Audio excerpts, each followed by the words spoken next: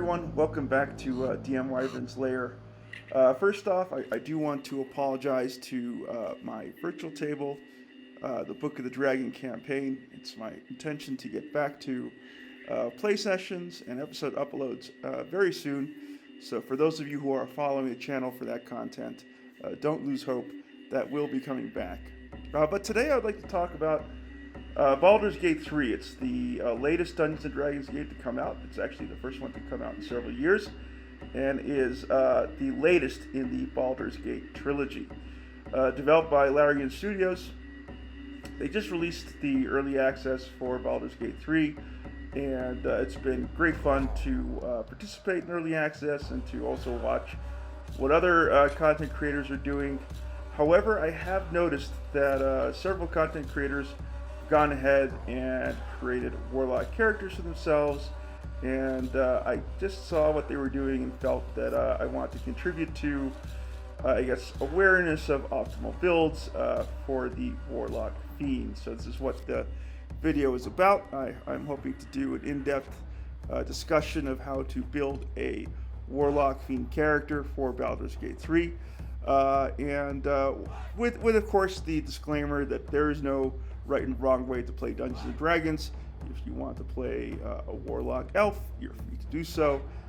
This is just simply my recommendation for a optimized version of this particular class and subclass.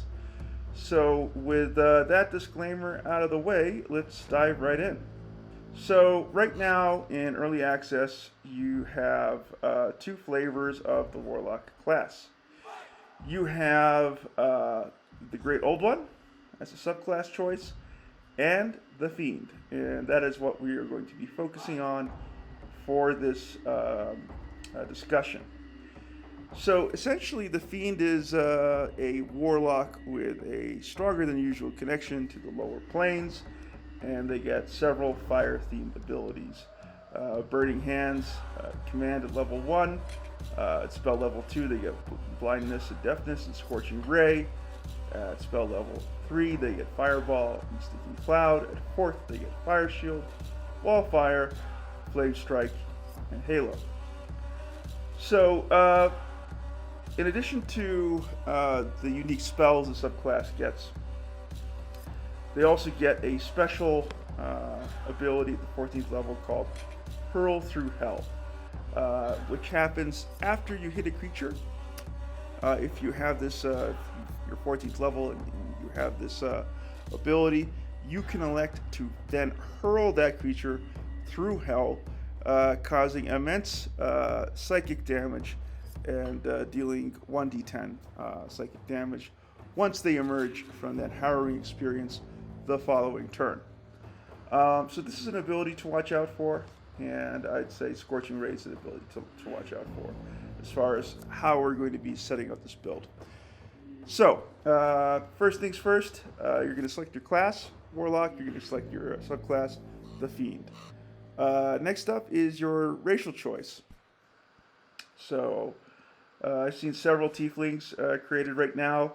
We have access to the Asmodeus Bloodline, and I think we also have access to the Zariel Bloodline.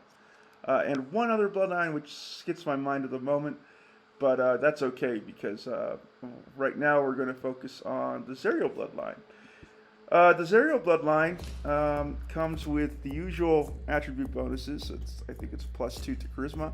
They do get an extra point of Strength, which is interesting, but not useful for the purposes of our build.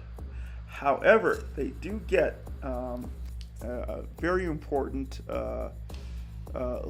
additional benefit, the Legacy of Avernus, which gives them access to Searing Smite at 3rd level and Branding Smite at 5th level. Now, these are not abilities that you can. These are not abilities that you want to build your entire character around, but they are very useful abilities, and I would argue far more useful than what you get with the Asmodeus Bloodline. So if you go up here, check out Asmodeus, you only get Hellish Rebuke at 3rd level, which is in fact a terrible spell, and Darkness at 5th level. And the reason why Hellish Rebuke is terrible is because as a Warlock, you can cast any spell that you like, and you can get them back on short rest, but you have a very limited number of spells that you can cast prior to that short rest. So you want to make sure that the spells that you are casting have an impact. And Hellish Rebuke just isn't that great. It's a reaction. If an opponent attacks you and hits you, Hellish Rebuke triggers and deals 3d10 damage. But I would argue that that's not a really great ability compared to some of the other spells that you can cast at second level, mainly Scorching Ray. So that's one reason why I think Hellish Rebuke is not that great, and Darkness is actually not that great either for the purposes of the build that I'm hoping to describe to you. So Bloodline of Asmodeus for the Fiend, not so great. Zariel, amazing. Searing Smite, let's just check out what you get here for Searing Smite. And then Branding Smite 2. Let's take a look at that. So Searing Smite is a concentration ability which provides you additional fire damage on your attack. Initially, it's an extra 1d6 on top of whatever 1d6 fire damage on top of whatever you are doing with your attack, and it actually increases per level 1d6 for every spell level beyond second. So quite good. It's a concentration spell. Next up is Branding Smite. And Branding Smite is simply a more powerful version of Searing Smite. This gives you extra 2d6 radiant damage. And for every spell level above third, you get an additional 1d6. So if you're casting that at the maximum 5th level spell slot, you're doing 5d6 radiant damage, which is 4d6 radiant damage, which is very good. And once again, that is a concentration ability. So it's not a one and done. It's something that you can keep up for an entire combat. So this is the reason why I think overall Zariel is a much better bloodline for the Warlock Fiend. This is the bloodline that you want to go with. Next up is your stats. So when it comes to Warlocks, you want to make sure that you are pumping Charisma.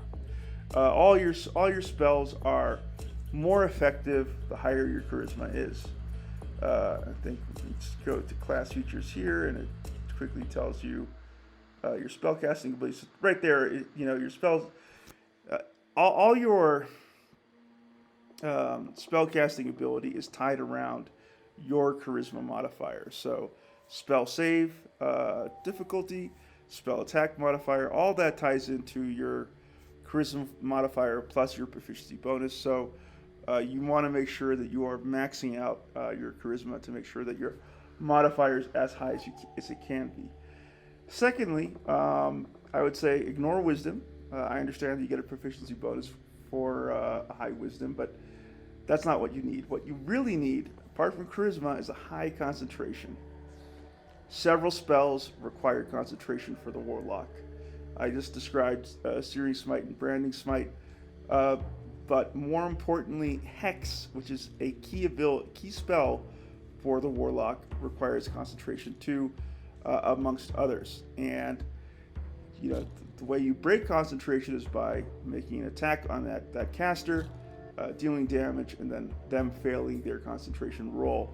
What helps them succeed on that concentration roll is a high con. So you want to make sure you pump up con as high as you possibly can to ensure that if your Warlock does take damage, their concentration remains up and they do not lose that spell, because once again, you only have very limited spell slots to use in combat, and you don't want to be losing them prematurely. So with that, you also want to maybe think of taking the Resilient feat, which is a feat you can eventually pick up as you level your character. And so what it does, most importantly, it gives you proficiency in saving throws for that chosen ability. So if you choose Resilient for Constitution, then you will get your proficiency bonus on those saves, which is definitely something that you want in order to make sure that your concentration is not broken in the middle of combat. Right, so we've talked about attributes. Let's now move over to your bread and butter spells. So for the Warlock, that is Eldritch Blast. It's a cantrip. It is the most powerful cantrip in the game. It starts out as 1d10 force damage, and it just gets better the higher you go up in levels. Eventually, once you hit 17th level, you'll have access to 4 beams of Eldritch Blast, each doing 1d10 each for a possible total strike of 4d10 force damage on a single target. Very good. And once again, don't worry. Some of this build will go into the higher levels, and I understand that early access in the game might not reach those levels. I've read literature indicating that the base game will be capped at 10, but in the grand tradition of Baldur Gates expansions, I imagine we will be reaching the teens at some point as far as character level is concerned. So do not despair there. And what I'll be sharing with you, a lot of this is applicable to low-level play, 1 to 4. This information still applies. So again, Eldritch Blast is your auto attack for the Warlock. It has great range, 120 feet. Great damage. Force damage is very rarely resisted. So it is an excellent cantrip. How can you make Eldritch Blast better? Great question. Hex. Hex is what makes it better. So this is a unique spell. Only Warlocks can get it. And it does require concentration. So keep that in mind. But what Hex allows you to do, it does 2 things. One, the target that you Hex will take an extra 1d6 necrotic damage whenever you hit it with an attack. So that's important. And you get to choose a attribute on the target that will have a disadvantage when it comes to ability checks. So you could, for example, cast Hex on a Mind Flayer and give it disadvantage on intelligence or wisdom saves, for example, which would be very good if you're trying to land a spell that requires that attribute's save. So returning back to Hex and its importance for the Warlock Fiend is the fact that you deal an extra 1d6 of necrotic damage whenever you hit a target. So why is this so important? Well, eventually you'll get additional beams with your Eldritch Blast. But that's not really going to apply to early access because, once again, you get your second beam at 5th level. Early access is capped at 4th. However, going back to the Warlock Fiend, if you remember, you have a spell called Scorching Ray. Scorching Ray is a 2nd level spell. You will get access to this spell during play. And it generates 3 rays of fire, each ray doing 2d6. However, if you have hexed that target before casting Scorching Ray, it will in fact take 66 of fire damage plus 3d6 of necrotic damage, which is a very, very strong strike. So as you can imagine, this is where a lot of your damage is going to come from for your Warlock Fiend. It's a great spell, and Hex just makes it a heck of a lot better. Right, so in addition to Scorching Ray, going back to Eldritch Blast, you want to make sure that as you gain access to your Eldritch invocations, one of the first ones you're going to want to take is Agonizing Blast, which allows you to add your Charisma modifier to your damage roll for Eldritch Blast. And that's going to be important as your character goes up in levels. Eldritch Blast becomes more and more effective. The next important ability that you're going to want to take is Crown of Stars. This is going to be one of your Mystic Arcanum choices at level 7. Now we're sort of advancing into a more so now we're advancing into a higher level character description here for the Warlock Fiend, but I hope this will be helpful. So once again, once you get access to your Mystic Arcanums, which will start to get access to once you get past level 10, one of your choices is going to be Crown of Stars. And what it provides you is a moat of radiant damage that you can send out as a bonus action on each of your turns. These motes do 4d12 radiant damage, so you add that to whatever you're doing with Eldritch Blast or Scorching Ray for real punishment. So that's going to be an important spell. As you go higher, we discuss Scorching Ray. And with that, I'm going to move over to a quick breakdown of how this all works. So, this is a scenario describing an attack with Eldritch Blast, Crown of Stars, and Hex. So, the first thing you're going to do is you're going to hex your target. Then, the next thing you're going to do when your turn comes up is you're going to cast Eldritch Blast. And as a bonus action, you're going to cast a Crown of Stars. This is going to provide you 40-10, assuming a max level character, of a force damage from the Eldritch Blast. You're going to get plus 20 additional damage on top of your Eldritch Blast damage through Agonizing Blast. You're going to get 40-12 from Crown of Stars. And finally, you're going to get 5d6 from Hex. 4 for the bolts, 1 for the Crown of Stars. That's 5d6.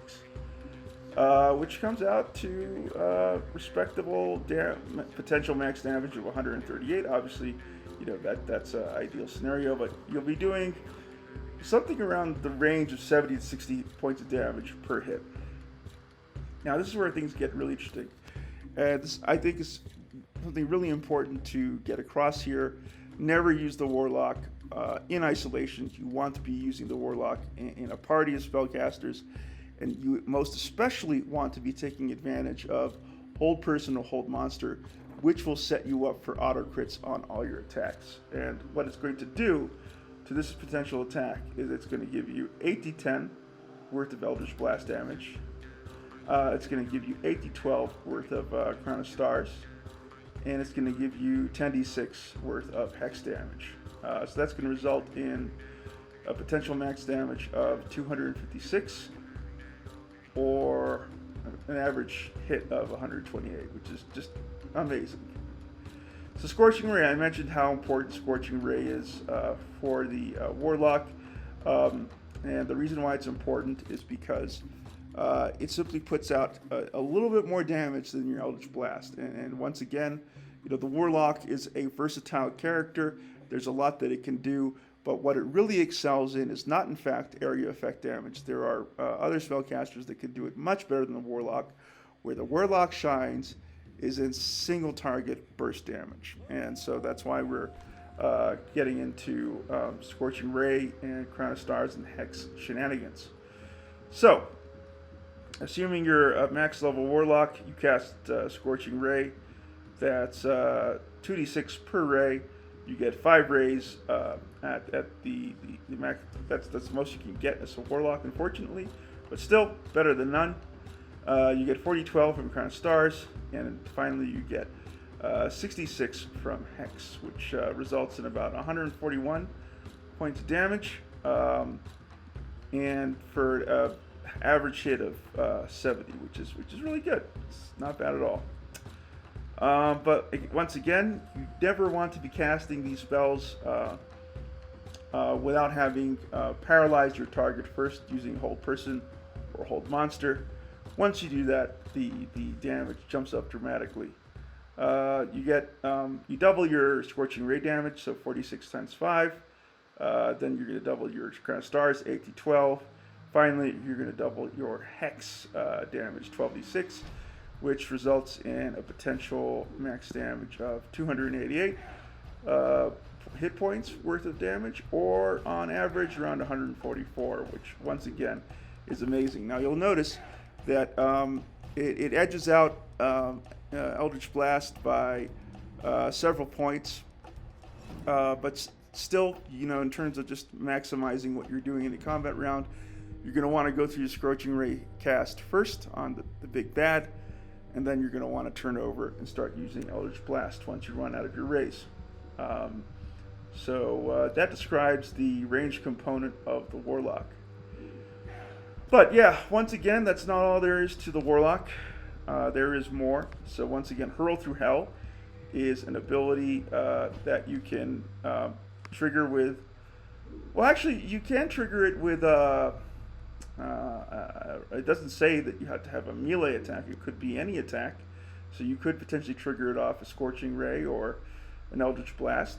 But for our purposes, we're going to take a look at Hurl Through Hell in combination with a melee attack.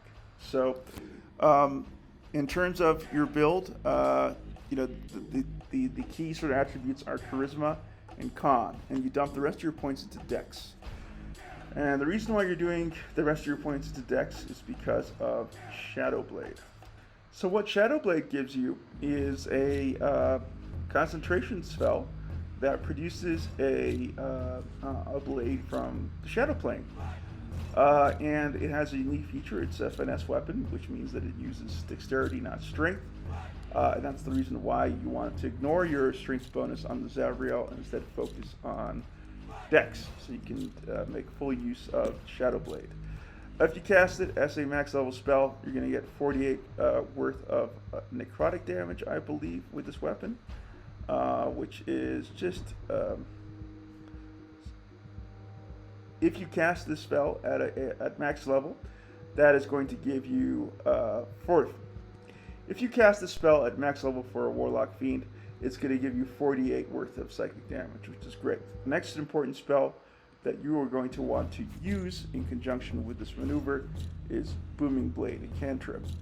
It gives you force damage, and it's an action, so this is basically what you're going to kick off the attack with. So the concentration spell running in the background is Shadow Blade. That's going to be your weapon. Then you're going to cast Booming Blade, which is going to be your action. And finally, you're going to add Crown of Stars to that mix. And you're going to cap it off with Hurl Through Hell. So this is how it all works. So, Booming Blade, cast at max level is 48. Shadow Blade, cast at max level is 48. Crown of Stars is 40-12. And Hurl Through Hell is 10d10. That's going to result in a max damage of 210 hit points for an average of around 100 points of damage, which is very, very good. So once again, you're never going to want to cast this spell, this spell combination in isolation. You're going to want to make sure that your target is paralyzed through Hold Person or Hold Monster. If you do that, this is what you end up with. 8d8 for Booming Blade, 8d8 for Shadow Blade, 8d12 for Crown of Stars, and 20d10 for Hurl Through Hell, which results, not 20d10. Hurl Through Hell, that dice is not doubled, it's not part of the attack, so you still get your vanilla version of 10d10, which is still really, really good. That will result in a max damage of 318 hit points worth of damage on that hit. If you were lucky enough to roll perfectly, the average damage will be around 150, 160, somewhere around that mark, which once again is just fantastic. So this is a great sort of melee combination that you can think to cast with this ability. You could also cast Eldritch Blast and Crown of Stars. You'll be losing Shadow Blade and Booming Blade on that damage on the attack, but it could be partially mitigated by your Charisma modifier for Eldritch Blast. So it's very possible to pull this off as a ranged attack as well. And yeah, I think that basically covers it. Don't forget to have backup party members casting Hold Person and Hold Monster, and just take advantage of Hex to target whiz saves. So make sure that your target is hexed, and make sure that you're targeting whiz save to get the disadvantages of those rolls, and you will be off to the races using Hold Monster and Hold Person. I hope this guide was helpful. I'm intending to upload Let's Plays of Baldur's Gate 3 Early Access sometime in November. There's going to be a single player playthrough that I'll be going through in the game, and I'll also be looking forward to playing a co-op with a Discord community member that I'm friends with, Lemon. So you guys can all look out for that. And please, do like and subscribe to the channel. I know it's slow going as far as content is concerned right now, but I hope to pick up in the winter months. So I hope to see you again here soon. Thanks. Bye.